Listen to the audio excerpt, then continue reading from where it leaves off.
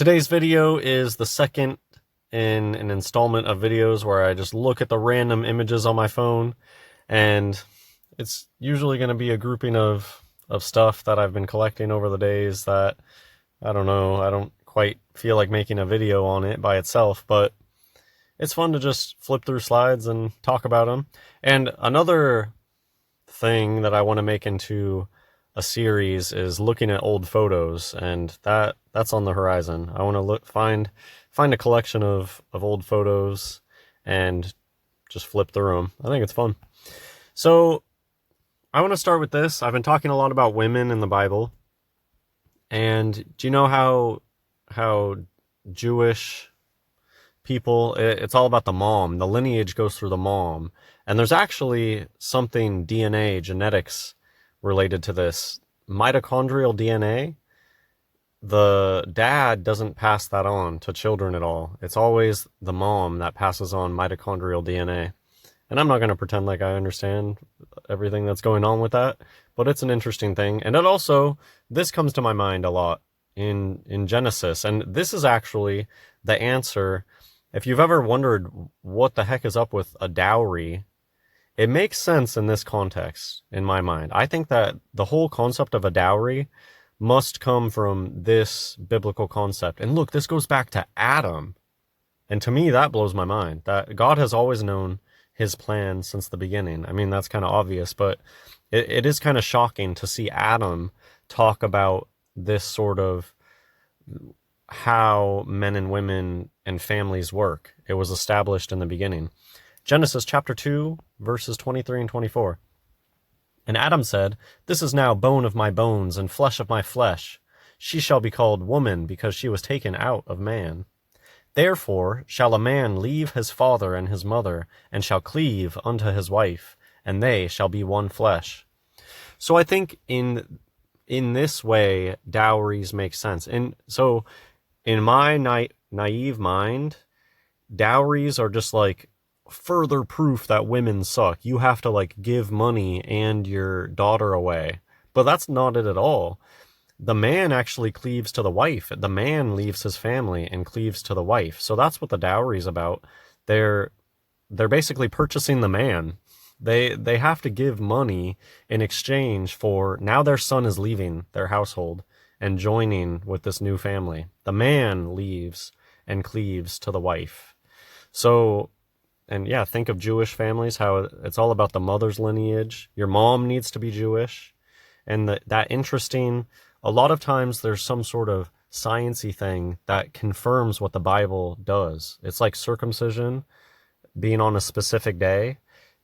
Vitamin K levels spike on, I believe it's the 8th day. Is that when they say to circumcise a newborn baby? I'm not saying I support circumcision, but it's interesting when you have these scientific things that conform with something biblical.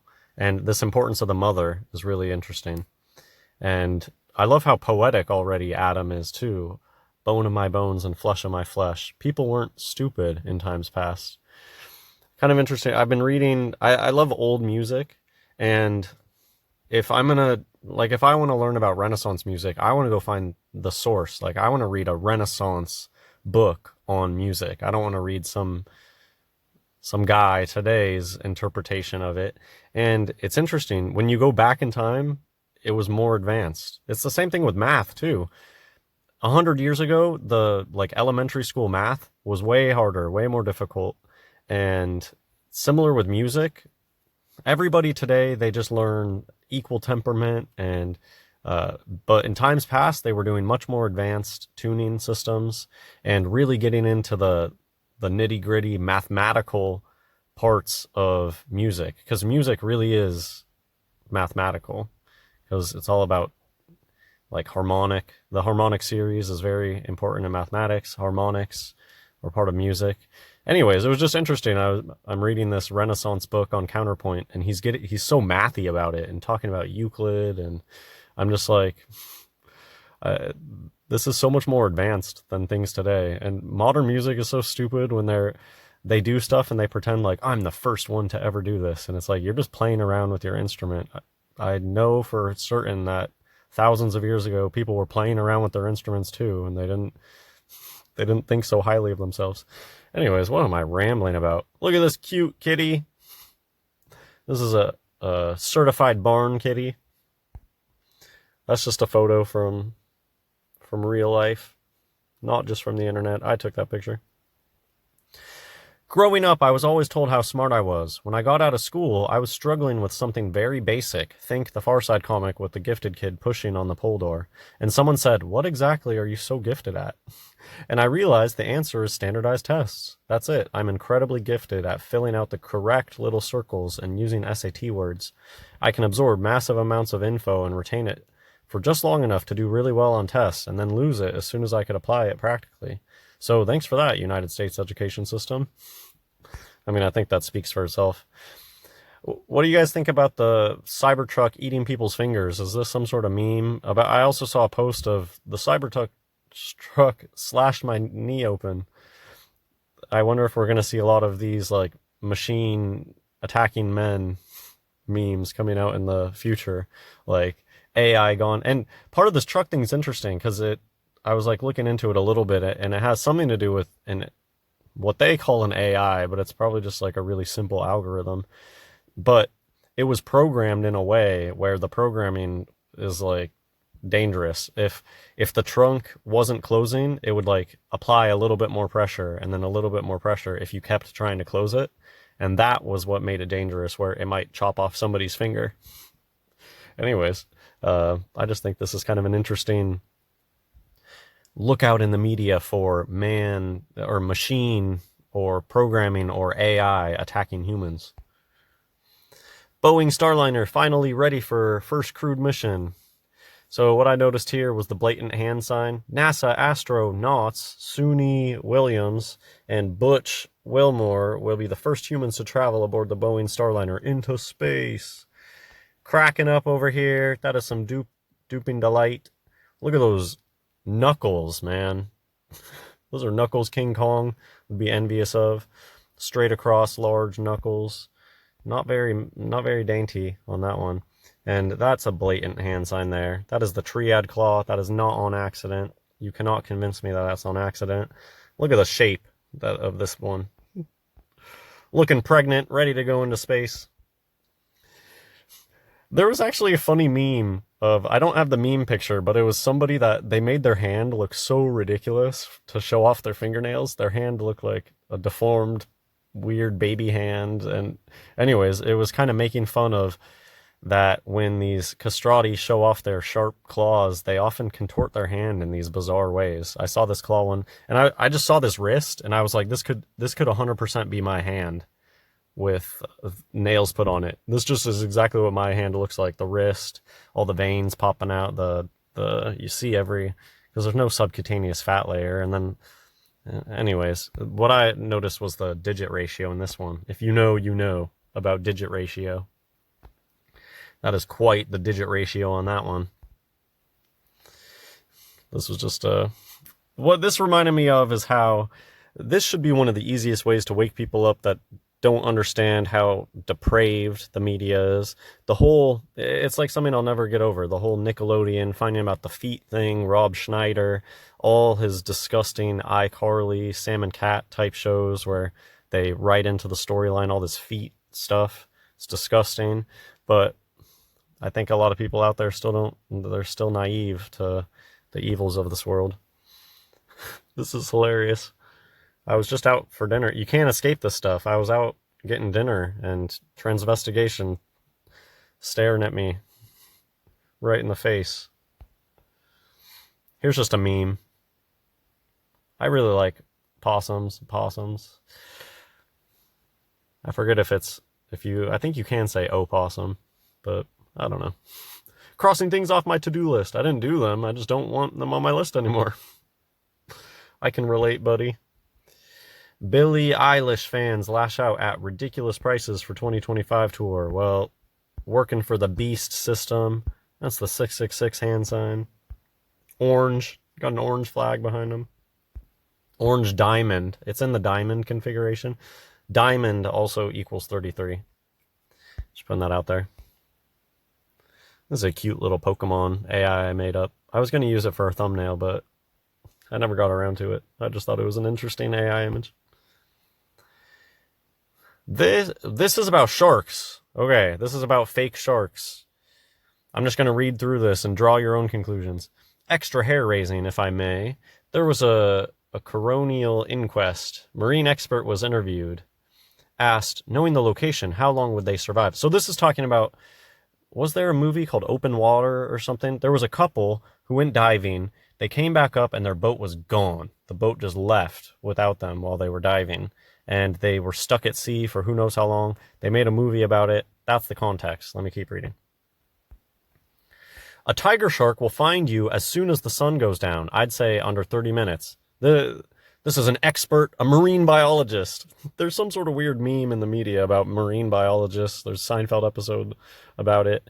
And how maybe it's just a meme about how all the world's a stage and they could grab anybody. Like, they could take me, put me in a weird outfit, and I become a marine biologist and go on the TV and start talking about something. It's just like a meme for a fake expert, I think. Marine biologists. Like, anyone can pretend to be a marine biologist. A tiger shark will find you as soon as the sun goes down. I'd say under 30 minutes. Okay, but if no shark got them, how long would they survive? Oh no, you don't understand. A tiger shark will find you. Definitely wouldn't last an hour after sunset. If they didn't drown before sunset, they wouldn't have lasted long at all. It's detailed in his book. 95% of the shark experts interviewed admit they were part of the old school killer shark idea and have changed their attitude. See, this sentence didn't make sense because it kind of contradicts everything he was saying above it. Anyways, apparently those people survived the first night and into the morning. Hence the note on the husband's dive slate in the article above. Anyways, I just thought this was interesting how there's experts out there that say, oh no, you won't survive in the night. A tiger shark will find you in 30 minutes. But apparently the story, which, I don't know, maybe that could totally be real, that people could go scuba diving and get left behind. I think stories like that could be real. But then, of course, if they make a movie about it, they're going to sensationalize things. They might add some weird number coding in it to make it Masonic flavored. Who knows? But I just thought it was an interesting thing of an alleged expert saying you will be eaten by a killer shark, but in reality, they survive the night just fine, apparently. Whatever. Next. This Emmy person, I took this picture for the arm and the huge armpit, and orange, obsessed with orange. Everything in this person's videos, pretty much, the spatulas will always be orange. Look through the comment section. Sometimes Emmy will respond with nothing but an orange heart. It really annoys me. If you don't know, orange is 33, and the Bafo Club, is obsessed with the color orange. This is like the movie Idiocracy. Prime in South Africa is now about 16 cents less than half. Oh man, they're wording that weird. If you don't tell me what the price of bottled water is, then you're missing a crucial piece of information. This just shows you that a lot of times newspaper people, headline people, journalists don't understand math or statistics. It's scary. Doctors out there don't understand statistics, and they should be the ones that know statistics the most, so that you're not just eating a headline and not understanding what it really means, or not really being able to interpret the data. What's the point of reading all these studies if you can't correctly understand the statistics behind it? You're useless. I actually have a story of a doctor who looked like a Disney prince character. Those are usually the types that end up being doctors and big shots. They're Bafos that got the look. Anyways, this guy was like almost bragging about how much he hated statistics and barely passed it. And I was like, I mean, in my mind, thinking, wow, you're saying that you don't understand something that you should probably be an expert on statistics, so that you're not just being duped by people because basically what happens is people just abuse statistics. They make a sensationalized headline that's, while technically true, if you understand statistics, it'll be like the real conclusion is the opposite of what they're saying, or insinuating, or they really don't have data to say anything, but there's no practical significance, but there's potentially a statistical significance. It's different. Anyways, I'm rambling because I'm triggered by, we're missing the most crucial piece of information, which would be, well, what is the price of bottled water? Because they're just saying it's 16 cents less than half the price. Uh, anyways, in a first, an orangutan was seen treating his wound with a medicinal plant. This is just one of those stories they put out there. Oh, look how crazy smart the fake apes are. But this probably does happen in the animal kingdom, and sometimes that is a weird thing where they'll have their fake apes do something. Oh, look, they're like using tools. But then I recently made a video, look at real animals with me.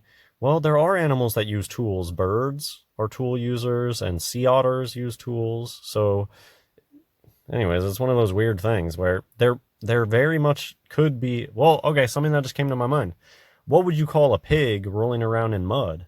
That's medicinal. That's a pig understanding sunscreen, understanding that they can sunscreen themselves by rolling in mud. Or a chinchilla taking a dust bath. Isn't that kind of similar to this? Anyways.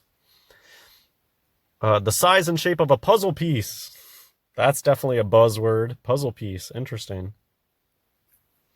I thought the whole point of puzzle pieces was they didn't have a consistent shape. Huh?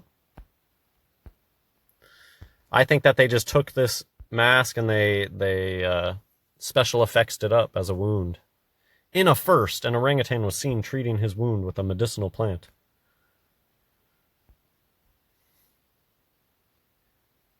So I believe these are all fursuits, not real animals.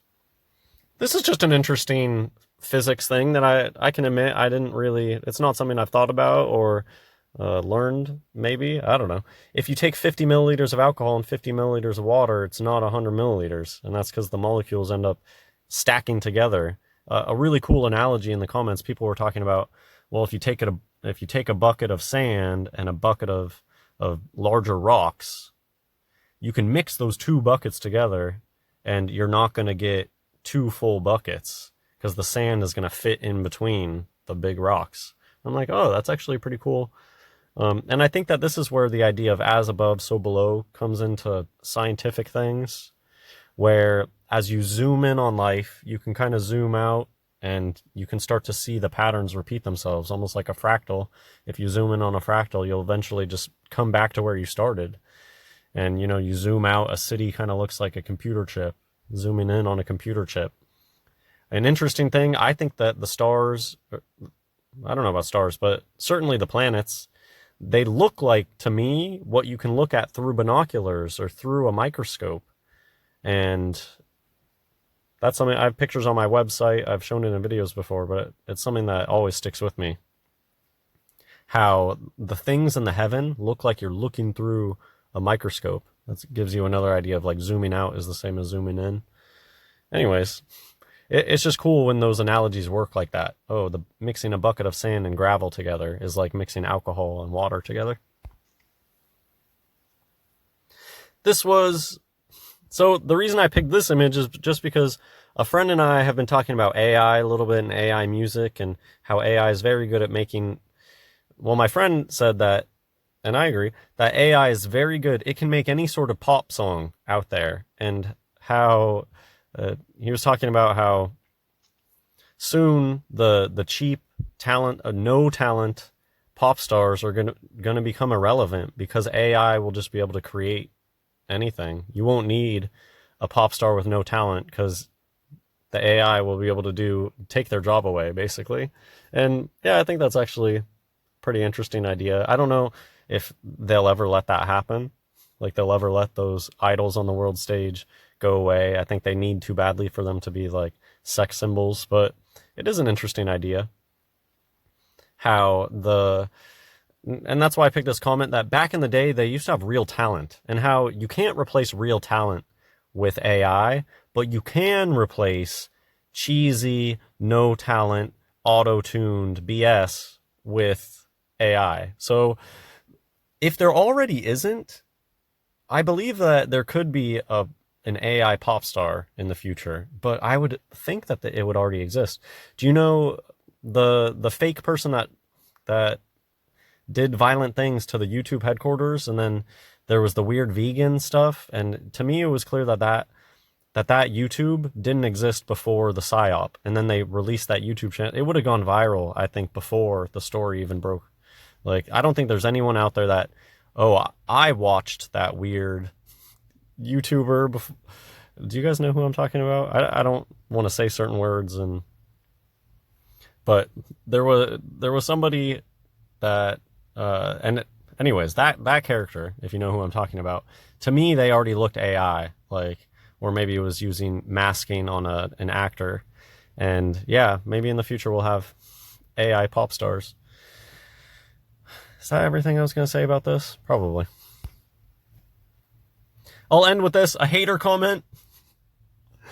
On my video, I got this comment on my video showing real animals. What? Who's the unhinged person here in this situation? I'm just showing a video of looking at animals, and this person left this comment. I thought it was hilarious. How much trauma do you need to post stuff like this for the world to see? No friends, love, attention, get therapy. They left this comment on my video where I was showing pictures of real animals.